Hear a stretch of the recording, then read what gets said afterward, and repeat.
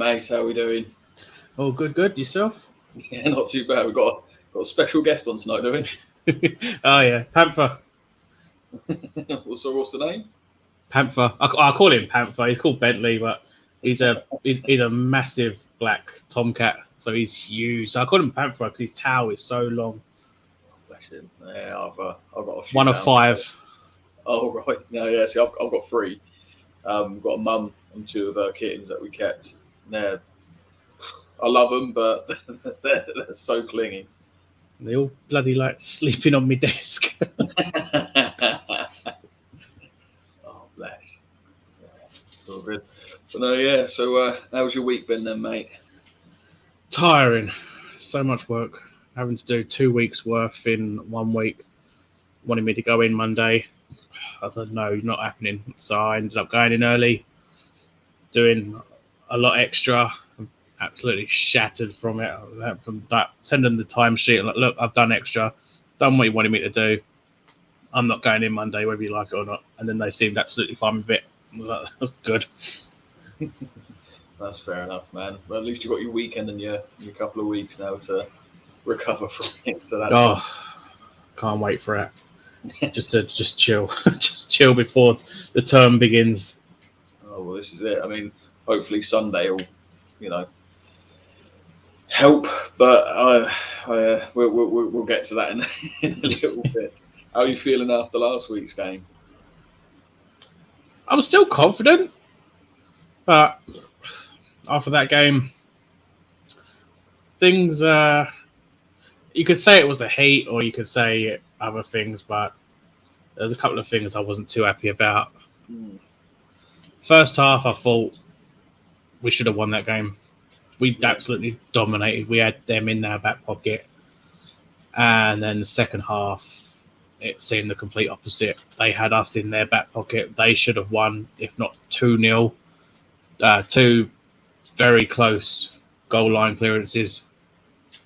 They absolutely played us off the park. And that, for me, that showed that we needed something else there. Yes, I will say we do need signings through sooner now. I'm not going absolutely crazy and say, we need signings in now, but we do need to see signings coming in. It's for the fact that I don't see us as bringing in 3. I see us as brought in 2, because Target was really a last season signing for me. Yeah. Yeah, no, I get that. I do, and I agree. To be honest, I mean, the first half, like you said, we should have got something from that. And was it first half that Wilson's goal was disallowed? Yes. Yeah, I think that took the wind out of our sails a smidge. That high boot that should have been allowed. It was nowhere near, and if it was, shouldn't the ref wait anyway? Because the linesman would have flagged if it was a close thing. I'm sure it's the ref that called for that and not the linesman, but whatever, it's happened, doesn't it? But I mean, the positives from the game, I think, were the fact that Nick Pope is showing why we signed him. I mean, what a game that man had, especially after all the social media hype the day before. Yeah, what was going on Twitter, but I turned it on and there's Nick Pope everywhere, and that's phenomenal stuff. But he had the game of his life, and I think he's going some way to showing why he should be in the frame for the England #1 shirt. Obviously, he probably won't get it, but he's got a very good chance if he keeps performing like that. In fact, I mean, just because Dean Henderson had a good game against Nottingham Forest, you think, okay, he's going to grab that spot because he's a former Man United player. But then when you've got Nick Pope, who's had 2 clean sheets in 2 games, he's not going to get a look in. You just know it for a fact just because he plays for Newcastle. Yeah, well, this is the trouble. I mean, I'd like to think that won't matter, given that he used to play for Burnley and he was still getting picked. But you know what Southgate's like and the FA. We'll see. Hopefully, something happens and he gets in that team still. But yeah, I've got hope for him because he's done all right for us so far. Obviously, the other positive was Sven Botman getting his first start, and the guy was unreal. I mean, I've got some stats here from the game from him. 39 passes, 4 duels won, 4 clearances, and 7 recoveries. That's dominating that defence of ours. He was phenomenal. And I think Byrne getting pushed out to the left as well. He showed, real character playing in the. Obviously, he played there for Brighton, but for us, he's never played there, and he did terrifically standing in for target.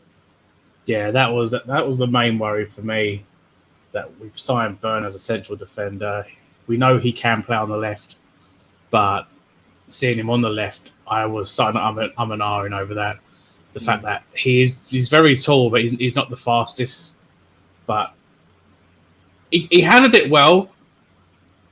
But we had Dummett on the bench, and I thought Dummett can play left. He's played left plenty of times for us. Why didn't you go for Dummett? Kept Byrne on the bench for an impact central sub defender, but I wouldn't want to see him on the left anymore, though. I do prefer him as a centre back.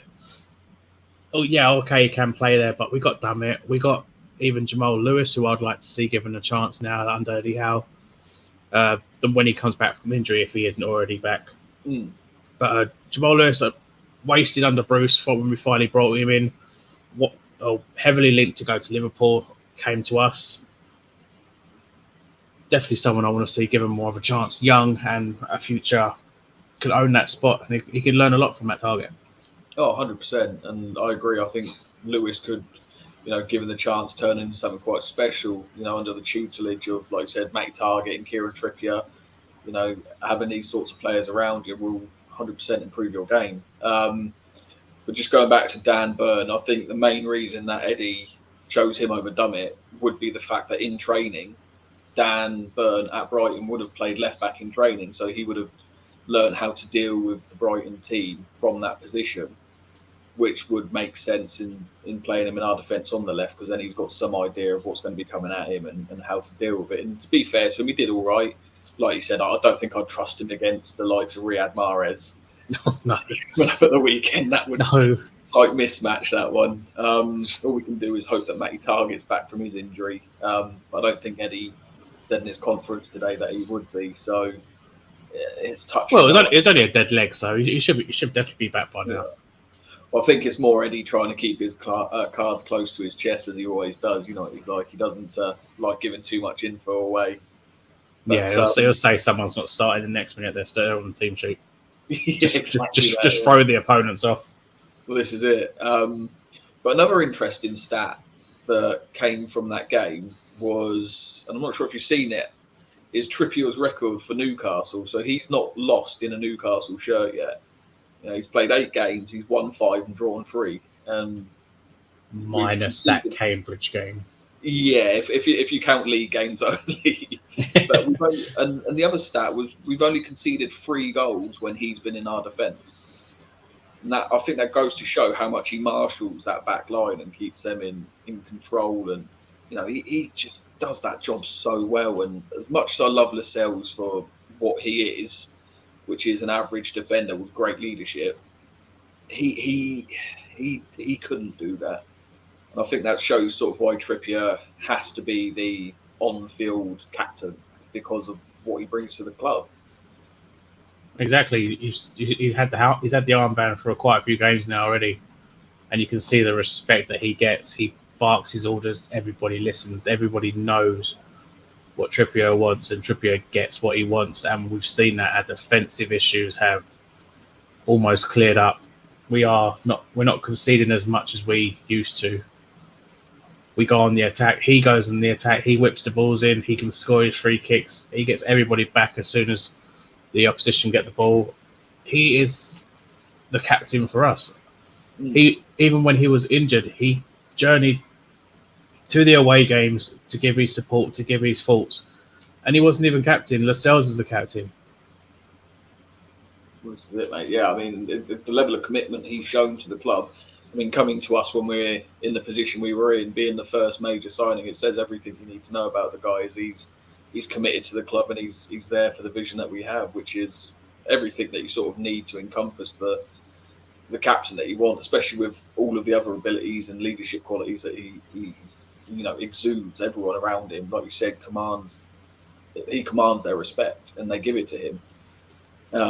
But what Eddie's done with that club, that team, is incredible. The way that he's brought everyone together, and from the top of the club to the bottom of the club, everyone's sort of rooted around each other, and they're really up for it now, which is great to see. And I mean, in 2022, we've 21 games in the league. We've got the second best home record. We've taken 25 points from the home games that we've played this year. We've got an average of 2 points a game, which is the third best in the league. We've got the third most clean sheets, which is ridiculous when you think of how we started last season. We were just leaky as anything, and now all of a sudden we've got some rock solid defence, and half of that isn't even with a lot of the players that he signed, which is amazing. So, but then you look at the other stat as well. We're fourth in the league for wins and points. It's insane. I don't understand it. When we got Eddie, as much as I love him now, when I was underwhelmed when we first hired him, purely from the fact that this is the man that took Bournemouth down, and that's all I could think of when I saw his name sort of crop up on the Sky feed about him being appointed, and he's done wonders with this club. It's ridiculous. I mean, Guardiola was saying on Sky Sports earlier in his conference how much he admires what he's done and how well he's got the team playing, and it's refreshing, to be honest. Well, I've got to admit, when Eddie first came in, I thought, okay, yeah, with his name being mentioned around the time when Ashley was still in charge, I thought, all right, he is a pretty decent person to bring in for Steve Bruce's replacement. If Ashley's going to stay in, he will definitely know how to get the job done, and he'll definitely know how to work with a limited budget. But then as soon as we got taken over, you had all these other names mentioned, and I'm thinking, all right, fair enough. Now Ashley's gone, we can go for much bigger names now. I didn't think Howe was the right person for us to begin with. He soon turned my thoughts around as soon as he joined. Yeah, okay, first couple of games weren't the best, but then you think, okay, yeah, all right, fair enough. He's got to have that time to get the lads playing the way he wants to, get that tactic going the way he wants to. And then just out of the blue, results started coming in. Steve Bruce had never won 3 in a row since 2010 or something like that. And then out of the blue, Eddie Howe does it 3 times in the same season. Won 3 in a row, lost 1. Won 3 in a row, drew 1. Won 3 in a row again. It's like, okay, I'm sold. This is our manager. Yeah, it was phenomenal stuff, man. Honestly, it's just exciting being a Newcastle fan again now. I mean, it's sort of rekindled. I feel like I was just a shell. I used to watch Wonder towards the end because you just sort of, I know what's going to happen, but I can't not watch because this is my team and I have to see what happens. But yeah, the heart wasn't in it anymore. But under Eddie, Jason Tindall as well and their team, they deserve a huge amount of credit. I mean, Tindall, I love the man. He's an absolute nutter. When that touchline scrap was going off in the game against Forest the other week, he was the first one over there ready to scrap. And it was it's honestly nice to see that they got that much passion and fire for the club as well. But just to go back to the Brighton game now, I think for me, the one shot from that game was how deep Bruno was playing. I mean, they sort of dropped him back into that defensive midfield role rather than playing him more advanced like we have been. And he wasn't as effective as he's been. He still did considerably better than a lot of the players in the club, but yeah, he sort of lost some of his effectiveness on the attack, really. Yeah, but I don't think it was a good game for him. I felt he was a bit off from the all game really. Same with ASM. I think the wrong ASM turned up. He was missing chances. His passes were going a little astray. He was making his runs, but he was a bit off. I think it was just an off day for all of them. Oh, mainly Bruno and ASM. They just didn't turn up. It just wasn't the right guys that turned up there. So hopefully that changes with the home crowd behind us on Sunday. Hopefully. I mean, I think Miggy did really well actually in the Brighton game. I think that's one bright spark we can take from it, is he looked well up for it and he wants to fight for that position, which is nice to see. Oh, definitely. I think Miggy was my man of the match for the first half alone. The passes and the runs and getting into position, he nailed that perfectly. And to be honest, I have him down to be a goal scorer on Sunday, just to go and then go celebrate by running up to Jack Grealish and go, "That's how it's done, boy." Yeah, it's written in the stars, that, isn't it? Let's hope it happens. But I'm worried about this week's game. I have to admit. I mean, what is it? They've scored 6 goals in 2 games so far, City. It's obviously Bournemouth being one of those games, which, no offence to Bournemouth, but they're recently promoted. You know, a lot of their players aren't quite up to Premiership standard, I wouldn't say. They're a good side. They may stay up this season, who knows? But when you're going against the likes of City, you need a lot better quality. But West Ham losing, I think that's where my worry came in, was the first game of the season, seeing them sort of run roughshod over them, because that's the sort of team that we're going to be competing against, the West Hams. So that for me, I mean, seeing Haaland as well, that name on the team sheet for City, that's not fun to see. I mean, he's already got 2 goals and an assist this season. De Bruyne obviously is on fire again this season. Started off really well. He's got a goal and 2 assists. Foden's got a goal, got an assist. And, you know, Eddie Howe's not won a game against Pep in 10 matches. So it's slightly concerning. We lost 4-0 last time they came to St James's, albeit a little bit controversially. I mean, we had that penalty shout that was not given, if you remember, where Fraser went down from a tackle from Ederson. Yeah. But, yeah, I mean, we did well in that game against them the last time they visited. We did really well. And under a lot of spells there from pressure from them, we managed to counter quite well. All right, we didn't defend great in the end, but to be fair, a couple of those goals were just absolute wonder strikes. I mean, Cancelo's goal from outside the box, there was no stopping that. And yeah, I mean, I'd love to say that we could get a result this weekend, but my head says we're going to lose. My heart says we're going to draw. I'm quite confident. Instead of like last season, the season before that under Bruce, you think you do a match preview and go, yeah, we're going to lose this anyway. Yeah, I'm not point. We're going to lose this game. Yeah, don't bother. We're going to lose this game. Now it's the fact we've stop losing. We're going to win. You're already seeing. Well, today I'm already seeing about 3 or 4 just back in time highlights of when Rondon and Richie got the goals when we went 1-0 down after like 26 seconds, I think it was, and then we ended up winning 2-1. But why can't it happen again? We had a team like that when we beat them last time. This is Look true. at the team now. We beat Arsenal 2-0. Come on. That is a fair point. I mean, you could also make the the word's gone.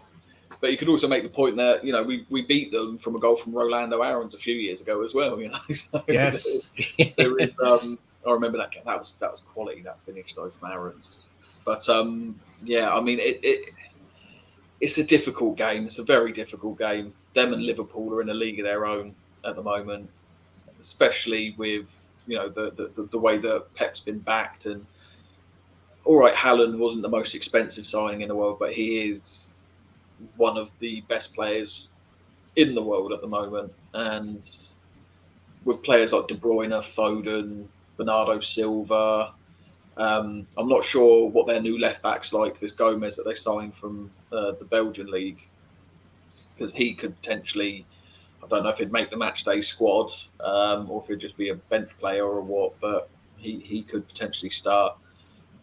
They do have their weaknesses that we could expose, but it depends what Alan St. Maximin turns up on the day, because he is the one in this game that could make the difference. We all know how quality Bruno is, but if Pep's playing with that 3 in the centre with Rodri, De Bruyne and Foden, then he could mark him out of the game really, which then leaves most of the work, the creative side, to Alan. And if that is the case, then I don't think we're going to do too well. Well, the only thing to remember, and I say it every single game, I say it every single preview, whoever the opponent is, defenders hate being run at. Attack from the off and run at them, because they will make mistakes, and that is your chance to make them pay for those mistakes. So I will always back not defending against bigger opponents. Just go at them. I would stick to the 4-3-3 and go at them. I would not go to a back five. Just attack. Let them worry about what's going to happen, because they got to make on-the-spot decisions of what they're going to do. Then they're going to make the mistake. Then you're going to see Wilson or Miggy or Bruno or anybody just put the ball in the back of the net. Yeah, I 100% agree. Personally, though, what I'd do with this game is, I think rather than having Willock on the pitch, as good as he can be, I'd rather play Bruno in that more advanced role in the centre and have Jolinton and Sean Longstaff play more defensively in that centre mid to allow Bruno the freedom to charge forward and get involved with everything up the other end of the field, because that's what we were missing. He was pinging the balls forward, but when they were receiving it, Bruno wasn't there for them to pay it back to, for him to pick the next pass, which is, he's the playmaker. He's the one that we need in those advanced places. But yeah, I mean, if we stick to the 4-3-3 and, like you said, attack from the off, there's always a good chance. I mean, look at Fulham against Liverpool opening game day. That's sort of the blueprint of what we should be doing in games like this, showing no fear. And, the way Eddie's got the team drilled, I think there is a chance. There's a chance. But in my head, obviously, the way City have dominated and the God knows how many years under Ashley, and seeing absolute tripe, it sort of warps your perspective of how things are going to go. And I'm still stuck in that slightly pessimistic view of my team. And as much as it's improving, I don't think we'll get a result this time, but there's every chance when we meet them again in this season that we could. I think once we've got another attacker in and maybe another winger, obviously there's talk of João Pedro coming. If we get him, he can play left wing, Alan can play right wing. I feel that would be quite a good front three. And then obviously, yeah, but what do you think? I mean, what do you reckon the result's going to end up being? Well, all we got to think about is that we have home advantage. You have 52,000 plus screaming. The atmosphere is going to be loud. You got the way Eddie plays with the lads. You got the atmosphere. Both are going to throw City off. So that's the best chance to go out and try and get those 3 points. For me, yeah, keep the 4-3-3, attack, and really go for it. I do see us conceding. There's definitely going to be goals either side, I reckon. There's not going to be a single clean sheet in this game. I would go for a 2-1 win. Honestly, I would go for a 2-1 win. I think we can do it. Okay, no, that's easy. I'd love to have that confidence. Miggy to get that winner. We'll go 1-0 up, or they'll go 1-0 up. We'll equalise, and then Miggy gets that winner, runs to Jack Grealish and goes, "That's how you do it." That would be perfect. You just love it. You just love it. Oh, you would. I think Pep in his conference was trying to sort of brush that under the carpet a little bit, because he called ASM and Miggy both exceptional players, and sort of feels like he's trying to gloss over what Grealish has said a little bit. But yeah, I mean, it would be amazing if we could get a 2-1 win. I would absolutely love that. I think personally, in my head, the best result that we could get is a 1-1. I'd love to say 0-0, because both of us have not conceded yet this season. We're the only two teams in the league that haven't conceded. It'd be nice to continue that, but yeah, like I said, there's going to be goals. It's just a matter of how many. I'd like to say 1-1. Let's hope that's all it is, and let's just hope that we get the win like you've predicted, because that would be phenomenal. No, and obviously we've got Tranmere coming up as well, don't we? Relatively. Oh, good old Mike Dean. Well, yeah. Well, I wonder if he's going to be at the game. Well, it's a good thing there's no VAR at the game. That's all I'll say. Yeah. Go through Powder again in that Chelsea game. I know we're sort of running low on time now, but just off topic from Newcastle for a second, I just want to talk about that Cucurella hairball because that was ridiculous. I don't know how that didn't get a red card. Everything is going tits up with that VAR. They should never have brought it into force until it was fully perfected. Look at Serie A. They've had it for so long. They know how it's meant to work. Yeah. The refs go to the screen, they check it, and within seconds of just seeing one replay, they know what to do. Now you're looking at 5 odd minutes, and they're still checking over the replays. I'll go check the monitor. Now we'll go check the monitor. It's stupid. It's ruining the game because you're seeing like 9, 10, even 12 minutes added on at the end of the game just because the VAR decisions are taking so long to do. It needs to get perfected before coming into force. Well, I've always been in the mind of, if in doubt, send the ref to the screen. Don't spend the next 5 minutes looking at it. Just send him over there. I mean, for God's sake, it's that simple. Once he's had a couple of looks at it, he'll make a decision. It's not rocket science, but for some reason, it seems to be exceptionally difficult for the officials over here to get a grasp of. But whatever, it is what it is. But one last thing before I let you go, mate. Manchester United. They're going down. They're going down. Jesus Christ! I was laughing until they went 4-0 down, and then I felt quite bad for them for a second. But then I was hoping for more. Oh, mate, what is happening? And I mean, Casemiro, obviously, that's potentially, well, there's rumoured that it is happening now, so they'll be signing him. But that's kind of like papering over a few cracks, really. That's not really fixing the entire issue of that team. And in fact, I think it's making it worse. They're just bringing another bloke who's going there for the money. He's leaving the European title winners to go there because he's going to get 360 grand a week. He's not going there for the club itself or the fans or the manager. No. I said from the off, just like I said about a certain striker that we have that wears number 20, but that I watched the Eredivisie. I quite like the Dutch league. I know what Ten Hag's about. He is a brilliant manager, but I said from the off, his style will not suit Man United. It's already showing that they lost to Brighton and now they got humiliated by Brentford.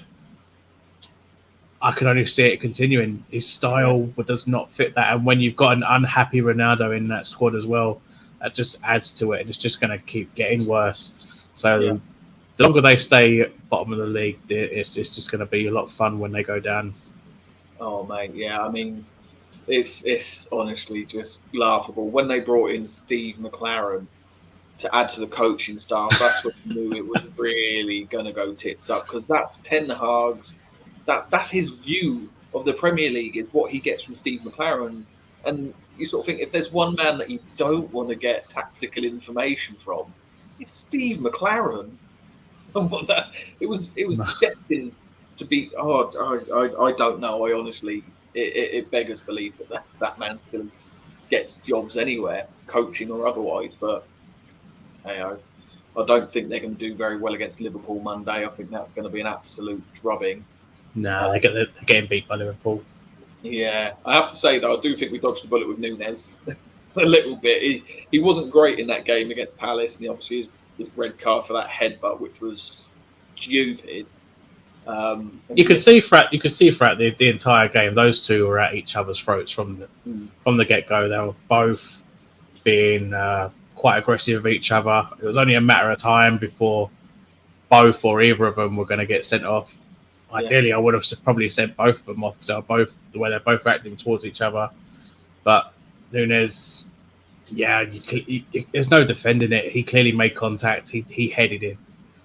He did, and ideally, he's supposed to only miss 2 games with a straight red, but with the violent conduct, that's 3+ games. So he will miss the meeting with Newcastle as well. So we kind of got away with that one, so we won't be going up against him when they come to us or we go to Anfield. I can't remember which one it is. Yeah, I'm not too sure on that, but yeah, that's something to be happy about anyway. Obviously, we'll talk about that a bit more when we preview the Liverpool game in a couple of weeks. But yeah, it's silly. I mean, Anderson was just smart in what he did, to be honest. He knew what he was doing. He was being clever about it. It was just naive from Nunez to think that it wasn't going to get spotted. But there you go. So ending on a happy note, we're still unbeaten this season. We're in the top 5, which is great. End the season now. Just end the season now. That's it. We're done. We'll stay there. Everton, Man United relegated. That's perfect. Absolutely perfect. Well, yeah, Liverpool are down the bottom of the tables as well at the moment as well. So that's fine. We've got Europe. We're done. Sorted. End it. Yeah. But no, yeah. So hopefully we can, maintain our grasp on 5th place after this weekend and keep pushing on. Get a couple more signings in next week, and let's get going up the table, pushing more towards Europe again. It'd be lovely. But why not? Yeah. It's been good having you on, mate. It's nice to chat. Sorry it's been a bit late this week. Obviously, it's meant to be Monday, but things have happened. So, but do you want to let everyone know where they can find you again, mate? Yeah, find me right there. Keeping it Toon YT on YouTube. Just go on to any video.